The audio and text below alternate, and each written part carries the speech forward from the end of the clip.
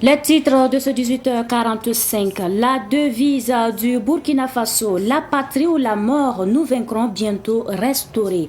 Le Conseil des ministres a adopté un avant-projet de la loi constitutionnelle portant sur la modification de la devise du Burkina. Un changement qui vise à renforcer le sentiment patriotique et à faire renaître la flamme de l'engagement citoyen. La synthèse du Conseil des ministres à suivre dans ce journal. Rendre la ville de Ouagadougou propre est un défi permanent. Les montagnes d'ordures dans la capitale burkinabé sont bien visibles pour le rappeler. En ces temps de pluie, ces tas de déchets dégagent non seulement une odeur nauséabonde, nuisible à la santé des citoyens, mais aussi ils sont pour la plupart la cause d'inondations. Savane Média a fait le constat de l'un des dépotoirs qui se trouve à Samandin, derrière le théâtre populaire. On en parle également dans ce journal. Ce sont les principaux titres de cette édition. Mesdames et messieurs, bonsoir et bienvenue dans ce journal. Au centre du Conseil des ministres de ce mercredi, un avant-projet de la loi constitutionnelle prévoyant la modification de la devise du Burkina Faso. Cette devise devrait passer de unité, progrès, justice à la patrie ou la mort, nous vaincrons. Le résumé de Salifa Sandwiti et Fatih Sankara. Au titre de la présidence du Faso, le Conseil a adopté un avant-projet de loi constitutionnelle portant révision de la Constitution en ses articles 34 et 147. Pour l'article 34 de la Constitution, il s'agit de l'alinéa 4 relatif à la devise du Burkina Faso, unité, progrès, justice, qui sera modifié pour donner dorénavant la patrie ou la mort, nous vaincrons, comme nouvelle devise, a indiqué le ministre de la Justice et des Droits humains chargé des relations avec les institutions garde des Sceaux et d'Asso Rodrigue Bayala. Et si vous constatez dans les discours officiels, et lorsqu'il est question de faire appel au sentiment patriotique et de faire revivre la flamme de l'engagement citoyen qui constate l'acceptation du citoyen burkinabé au sacrifice suprême pour la patrie, il est fait appel à la formule « la patrie ou la mort, nous vaincrons ». Donc ces changements visent à renforcer le sentiment patriotique d'une part, à faire revivre la flamme de l'engagement citoyen, cette même flamme qui éclaire la marche du peuple vers l'horizon du bonheur. Pour le compte du ministère en charge de la communication, le Conseil a adopté 2 rapports qui portent respectivement élection de l'Agence d'information du Burkina AIB en établissement public de l'État à caractère administratif et approbation des statuts particuliers de la nouvelle structure. Le Conseil des ministres du jour a décidé donc de l'érection de l'Agence d'information du Burkina en établissement public de l'État à caractère administratif afin de lui donner tous les moyens d'assumer pleinement cette mission-là de collecte, de traitement et de mise à disposition d'une information saine, professionnelle, au profit donc des institutions, des médias, mais aussi de pouvoir faire en sorte qu'on puisse accomplir le droit du citoyen à cette information. Donc c'est une décision importante, assortie aussi d'orientation et d'instruction, afin qu'on puisse doter cette nouvelle structure-là de tous les moyens nécessaires afin d'être à la hauteur de la mission de service public en tant que grossiste de l'information, surtout dans un contexte où on a besoin d'avoir donc cette agence et surtout d'avoir à disposition des informations saines, équilibrées et professionnelles dans le contexte de la lutte contre le terrorisme. Au titre du ministère de la fonction publique, du travail et de la protection sociale, le gouvernement a autorisé au compte de l'année 2024 le recrutement de 11 traducteurs-interprètes pour renforcer non seulement l'équipe de traducteurs-interprètes du ministère des Affaires étrangères, mais également pour tenir compte du redimensionnement de la diplomatie qui prend en compte les nouveaux partenaires. Les États généraux de la justice tenus sous la transition de 2015 ont permis de réhabiliter la justice burkinabé. Ils ont également permis de lui donner le plein pouvoir et son indépendance. Depuis lors, les mots évoqués par les États généraux comme la corruption dans le milieu judiciaire, entre autres, refont surface. Retour sur les conclusions des États généraux de la justice de 2015 avec Issa Oumar Ati. Pour répondre aux aspirations du peuple burkinabé à une profonde réforme de l'appareil judiciaire juste après la chute de Blaise Compaoré, la transition politique de 2015 avait initié ce qui était appelé en son temps les États généraux de la justice. Ces États généraux avaient pour objectif de diagnostiquer les problèmes réels de la justice burkinabé et d'adopter ensuite un pacte national pour le renouveau de la justice, engageant les pouvoirs exécutifs, législatifs et judiciaires ainsi que les citoyens. Il est ressorti de cette rencontre qui a regroupé toutes les composantes de la société burkinabé que le mal est profond et qu'une grande partie de la population ne reconnaît pas l'intérêt de la justice étatique appliquant un droit perçu comme exogène, c'est-à-dire un droit qui provient de l'extérieur et est en déphasage avec les réalités de la société burkinabé. L'indépendance du pouvoir judiciaire affirmée dans la Constitution a également été questionnée lors des États généraux. Les statuts du Conseil supérieur de la magistrature, présidé par le président du Faso de l'époque, ainsi que les pouvoirs exorbitants du ministre de la Justice en matière d'avancement, d'affectation, de notation et de discipline des magistrats, pesaient négativement sur leur indépendance. Ce système permettait au ministre de favoriser des magistrats considérés comme acquis selon la formule de l'ancien ministre de la Justice Boema Badini. Le diagnostic faisait aussi ressortir la gangrène de la corruption touchant les magistrats, les greffiers, les avocats, les huissiers, les notaires, les interprètes, les gardes de sécurité pénitentiaire, ainsi que les intermédiaires qui gravitent autour des juridictions. À l'issue de ces états généraux, un pacte national pour le renouveau de la justice a été adopté et signé par le président de la transition de 2015, le président du CNT et le premier ministre.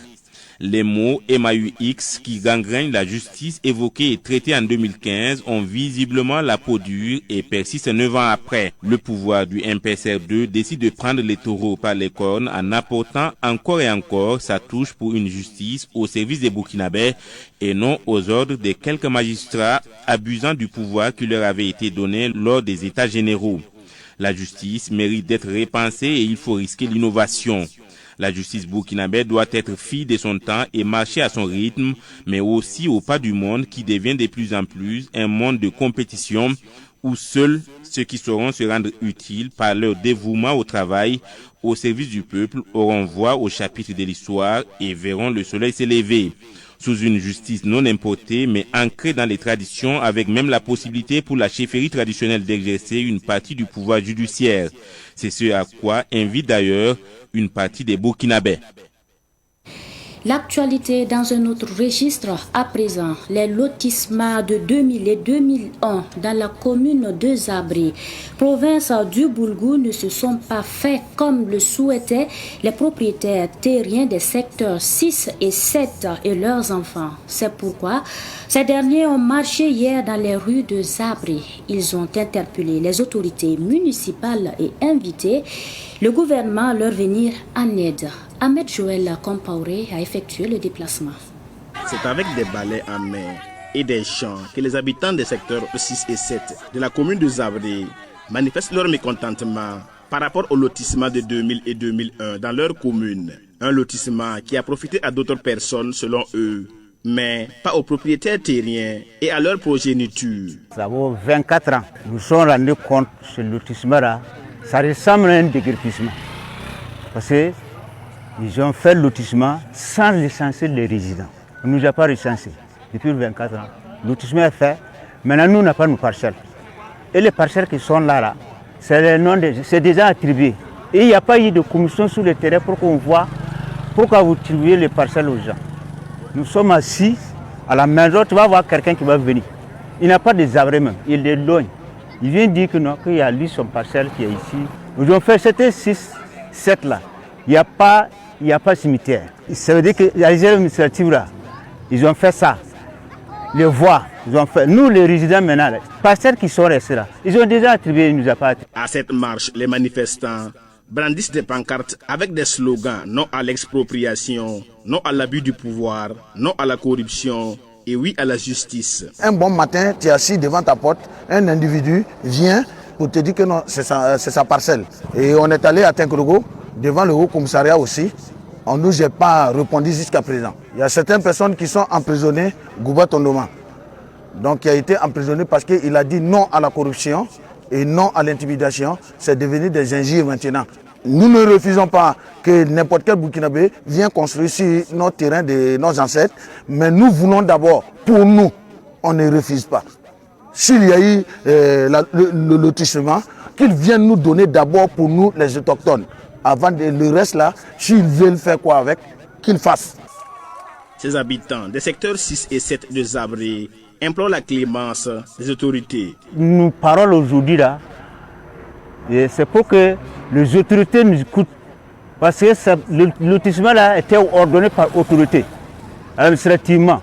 Ce qui s'est passé, peut-être ils ne sont pas au courant. C'est pourquoi nous sommes là, ce matin-là, pour nous faire entendre. Si ce que nous avons fait là, s'il n'y a pas de résultat, si le ministère, les tutelles, qui n'a pas nous fait signe, nous allons continuer à manifester. Nous avons organisé une marche aujourd'hui pour que le président de la République aille avoir pitié de nous et envoyer des enquêteurs pour venir mener des enquêtes sur notre territoire, surtout précisément à Zabré, le secteur 6 et le secteur 7. Nous avons des énormes problèmes. Ces populations déplorent également la démolition des tombes de leurs parents sous prétexte que les terres sont des réserves administratives ou prévues pour d'autres infrastructures communautaires.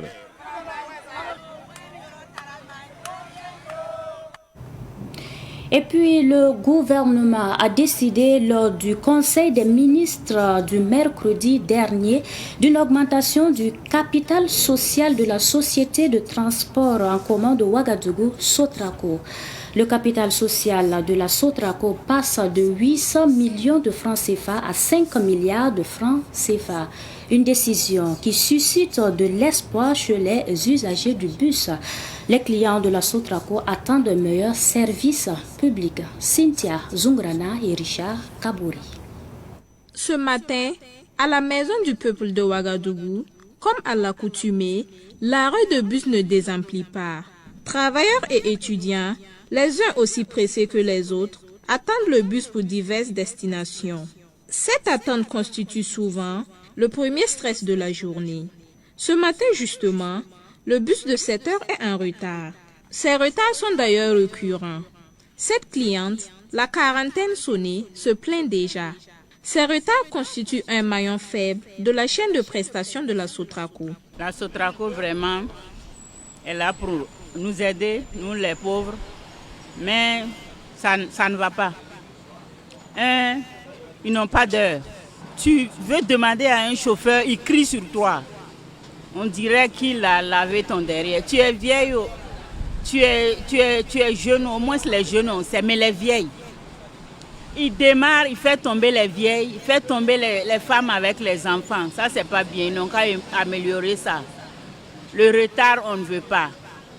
Si notre président a accepté de mettre sa main là, les chauffeurs qui veulent insulter les gens, il n'y a pas monnaie. Ils ont monnaie même, ils gardent monnaie là pour aller. Je ne sais pas, ils vendent monnaie là maintenant, je ne sais pas. Ils vendent monnaie là. Et puis au temps de la pluie là, il y a une fois on a fait 5 heures du temps dans l'arrêt parce qu'il n'y a pas balai. Bus qui tourne chaque fois qu'il prend les gens, il n'y a pas balai pour circuler pendant l'hivernage. Ce n'est pas intéressant. Ils n'ont qu'à changer. Les chauffeurs n'ont qu'à se respecter, on va les respecter. Enfin, le bus arrive, avec 1 heure de retard. Certains passagers descendent, d'autres montent. Ce passager qui descend a des choses à dire au sujet des prestations de la Sotraco.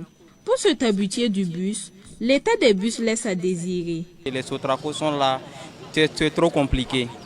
En fait, nous-mêmes on rentre dans Sotraco, on ne peut même pas s'asseoir. Tellement les gens sont nombreux, c'est tellement coincé. Regardez les gens là, tous c'est pour prendre les Sotraco, pour aller faire leur travail. Pendant les cours comme ça, les élèves sont là. Chacun veut aller à l'école avec les Sotraco. Il y a les commerçants, il y a les élèves, il y a tout. Donc chacun prend les Sotraco, c'est rempli. Il n'y a même pas autre solution, c'est prendre les Sotraco. Vous voyez non, on rentre, tout le monde rentre, c'est coincé. Mais selon moi je me dis si on augmentait le nombre des Sotraco, ça va réduire tout ça. Regardez les Sotraco qui viennent de garer comme ça. Ils viennent de garer, tout le monde veut rentrer. On rentre, les sièges là même ne sont pas nombreux. Les gens rentrent, ça se remplit. Souvent ça se gâte même.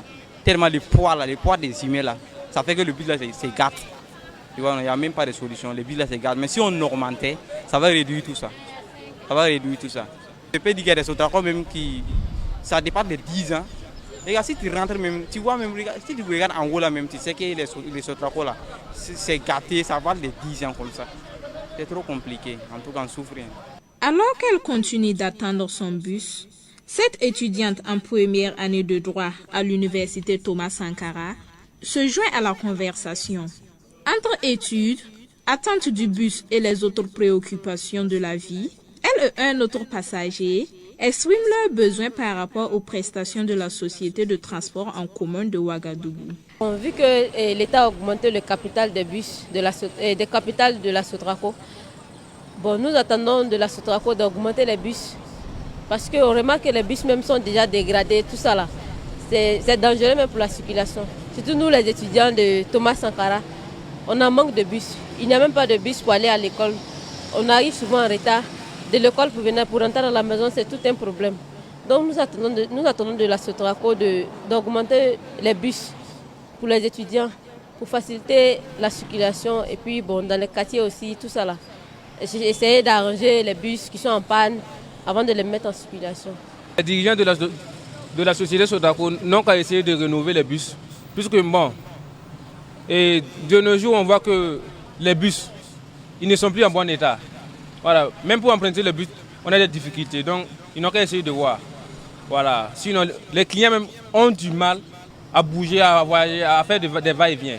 La Sotraco est maintenant attendue pour répondre à ces attentes et améliorer la qualité du service. Le gouvernement a décidé en Conseil des ministres du 14 août dernier de recapitaliser la société. Son capital passe de 800 millions à 5 milliards. Histoire de renforcer le service public du transport, notamment dans la capitale. Je vous l'annonçais également en titre. Une montagne d'ordures empoisonne la vie des habitants du quartier Samandin dans l'arrondissement 1 de Ouagadougou. Dans cette situation, ceux qui subissent les conséquences sont aussi ceux qui ont créé le problème, c'est-à-dire les citoyens. Le constat de Pakisba Mariama Ouedraogo. À vue d'œil, on se croit dans un film documentaire sur le plus grand dépotoir d'ordures de Rio de Janeiro au Brésil. Mais rien de tout cela. Cette montagne d'ordures se trouve à Samandin, près du théâtre populaire, dans l'arrondissement 1 de la capitale burkinabé. Même les abords du canal du Diogo ne sont pas épargnés. Vraiment, ça ne va pas. On n'a même plus de voie pour rejoindre le marché des cycles. Vraiment, c'est vraiment un problème. Nous savons que le 1er septembre, là, ça risque de revenir encore. Si ce tas d'ordures, on ne les ramasse pas, nous allons avoir tous les problèmes. Ça, c'est clair. On demande vraiment, ils n'ont qu'à nous comprendre, de venir nous aider pour ramasser ces tas d'ordures. Rihanna Apuri est née et a grandi non loin de ce dépotoir d'ordures. Pour elle, cette situation est survenue après la dissolution des conseils municipaux. Franchement, je trouve que c'est pas du tout chose intéressante. Avant, on passait facilement par là. Voilà, maintenant on voit qu'il y a trop de tas d'ordures, il n'y a même pas le passage, c'est vraiment sale. Et puis vraiment, on n'arrive même plus à passer, c'est pas intéressant. Surtout en cette période de trucs, il y a trop de moustiques comme ça, c'est vraiment sale, c'est pas hygiénique en fait. Au milieu de ces tas d'ordures, toutes sortes de pourritures, des restes de nourriture à la ferraille, en passant par les cartons, les feuilles mortes, les sachets, les vieux vêtements et autres. Le marché des cycles du théâtre populaire en paie aussi les pots cassés. La délégation spéciale de Ouagadougou est interpellée. Bon, je crois que c'est la mairie qui doit nous donner des explications, puisque c'est la mairie qui s'occupe de ça. Mais actuellement, comme c'est la délégation spéciale, c'est pas qui il faut s'adresser. Bon, vraiment, ils sont chargés aussi, on les comprend. Mais vraiment, c'est vilain à voir. Devant le théâtre Désiré Bono, vraiment, c'est pas honorable en tout cas. C'est pas honorable. Vous voyez le tas là, on dirait que c'est une colline en quelque sorte maintenant. Les souvenirs du 1er septembre 2009 hantent toujours les riverains de cet arrondissement. À côté des inondations, ils redoutent aussi le paludisme et la dengue. Le Burkina Faso abrite du 25 au 30 août prochain la deuxième édition du Forum du réseau des enseignantes de l'Afrique de l'Ouest. Un rendez-vous pour discuter des défis du monde éducatif en lien avec la sécurité. Les détails de ce forum ont été donnés hier au cours d'une conférence de presse. Le point avec Germaine Farama. C'est à travers l'amicale des éducatrices du Burkina, AMEB, que le Burkina va réunir sur son territoire les enseignantes de l'Afrique de l'Ouest autour de la deuxième édition du Forum des enseignantes de cette partie de l'Afrique. Ce forum, prévu du 25 au 30 août, est une opportunité pour l'AMEB de dénoncer la terreur dont fait face le monde éducatif en ces moments d'insécurité à travers le thème résilience du système éducatif avec le REAO, réussir au-delà de la terreur. La terreur ici va au-delà du terrorisme. Pour l'enseignante ici, ce que nous voyons comme terreur, c'est vrai, il y a le terrorisme, il y a les conflits intercommunautaires, il y a les conflits dans nos sociétés, il y a même l'enseignante en tant que telle. Il y a les viols, il y a les abus, il y a les violences. Tout ça, ce sont des formes de terreur que l'enseignante en tant que telle, lorsqu'elle fait face, elle doit être résiliente, elle ne doit pas baisser les bras, elle doit s'armer de courage et faire face pour avancer. Il sera question au cours de ce forum de vulgariser et de promouvoir le REAO, le réseau des enseignantes de l'Afrique de l'Ouest, créé en 2023 qui regroupe des enseignantes de toute l'Afrique francophone et de pays anglophones et qui prône l'éducation des filles ainsi qu'une éducation de qualité. Les participantes partageront également leur expérience en matière sécuritaire. Nous traversons une situation d'insécurité, mais nous ne sommes pas en guerre. Je ne pense pas que le Mali aussi soit en guerre. Il est vrai que nous traversons une certaine situation. Voilà pourquoi, avec les autres pays, il faut qu'on échange avec eux. Nul ne sait ce qui vient demain. Aujourd'hui, c'est nous qui sommes concernés. Nul ne sait si demain, ils seront concernés. Voilà, déjà, c'est qu'on puisse partager les expériences. Déjà, sur la base de l'éducation, nous, en tant qu'enseignantes des mères, qu'est-ce que nous-mêmes, en tant qu'enseignants, qu'est-ce qu'on peut faire? Voilà. Ce n'est pas parce qu'ils ne sont pas concernés par ce phénomène qu'ils ne peuvent pas nous peut-être faire des suggestions. Ce forum des enseignantes sera marqué par des exposés, des formations pour le bien-être de l'enseignante et une nuit d'hommage pour mettre en lumière les enseignantes qui excellent. Les participantes découvriront le Burkina à travers des sorties touristiques. Orange Burkina met en compétition ses différents revendeurs. Il a officiellement lancé son challenge Orange Baraka, dont plusieurs lots sont à gagner. C'est au cours d'une conférence de presse à son siège à Koulouba. Samuel Lamoko. Orange Burkina fait une halte pour magnifier ses partenaires à travers le challenge Baraka. Une manière pour Orange de remercier ses revendeurs pour les 12 années de partenariat. Le directeur des ventes et distribution de Orange Burkina explique les conditions d'éligibilité. Les revendeurs du Burkina Faso qui exercent et qui sont en partenariat avec Orange Money Burkina Faso et qui sont rattachés à des distributeurs. Il suffit d'être un revendeur, il y a un shortcode qui sera partagé avec tout le monde. Il suffit d'être un revendeur de Orange Burkina Faso et Orange Money Burkina Faso parce qu'il y a beaucoup d'éléments qu'on prend en compte. Il y a la vente totale et donc quelqu'un qui fait par exemple la vente d'internet, les données data internet, le forfait, ou tu fais la vente de recharge, voilà, il peut participer. Quelqu'un qui fait également des activités sur l'agent mobile Orange Money, il peut participer. Quelqu'un qui fait le recrutement des nouveaux clients Orange, il peut participer. Et quelqu'un qui fait des ventes lors même de Orange Énergie peut également participer. Nous voulons à travers ce challenge en tout cas célébrer nos revendeurs et ça nous permettra de renforcer nos liens avec ces revendeurs-là. Plus de 100 personnes vont être récompensées par Orange Burkina. Quels sont les différents prix? Le directeur des ventes et distribution de Orange répond. Nous allons avoir des récompenses mensuelles. Voilà, c'est célébrer tout le monde chaque mois.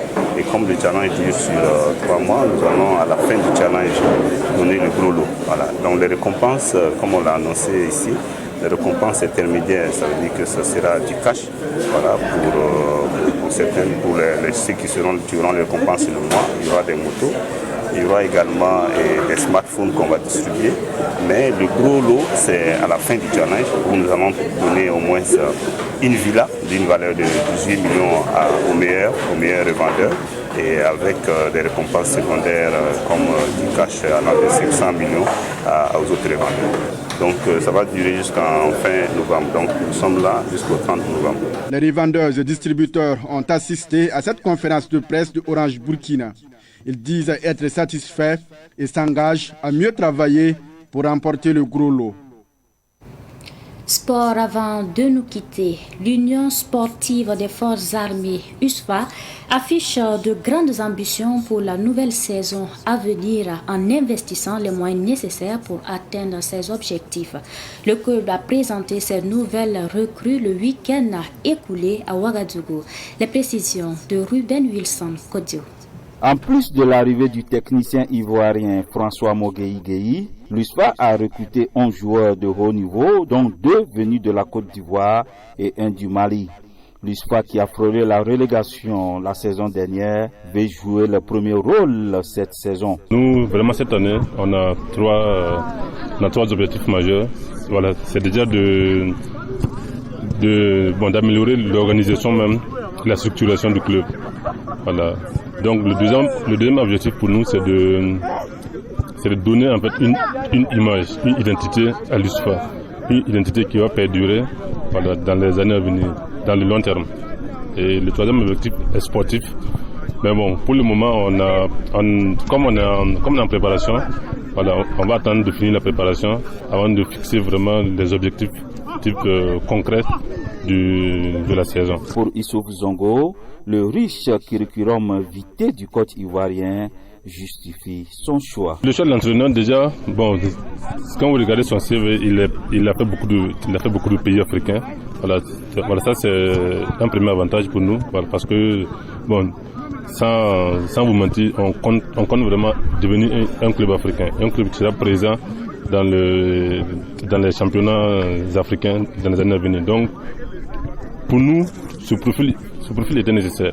D'avoir quelqu'un qui a fait beaucoup de pays, beaucoup de compétitions internationales. Le nouvel entraîneur de l'USFA, François Mogueï, ex-international ivoirien, reste tout de même prudent pour le moment. C'est ça que l'équipe a frôlé la relégation cette année, donc je suis averti. C'est de faire mieux que l'année passée. Donc pour le moment, nous sommes sur un travail foncier, donc je n'ai pas me décider. J'avais déjà entraîné les faux ici, par le passé. Et ce qui me plaît, c'est qu'ils sont attentifs, ils sont réceptifs, les joueurs, et puis de l'apprendre. Donc ça encourage beaucoup. Et puis il y a les supporters, les gens aiment beaucoup venir au terrain. Et tout ça m'a motivé à venir ici. Sinon, il y avait un autre choix sur le Burundi. Pour le capitaine du club des militaires, Maxime Zongo, l'USFA doit faire mieux que la saison passée. Mon ambition pour cette saison, d'abord, ça doit mieux faire que l'année dernière. L'année dernière, on a terminé au bas du tableau. On doit mieux faire que l'année dernière. Je pense que le nouveau staff travaille bien dans l'ambiance, dans la joie, la convivialité. On espère que ça va continuer jusqu'au bout des 10 mois qu'on va passer ensemble ici. L'USFA est un club omnisport créé en 1962. Ainsi se referme ce journal que j'ai pris du plaisir à vous présenter. Merci pour votre attention et pour votre constante fidélité. Très bonne suite en compagnie de nos programmes.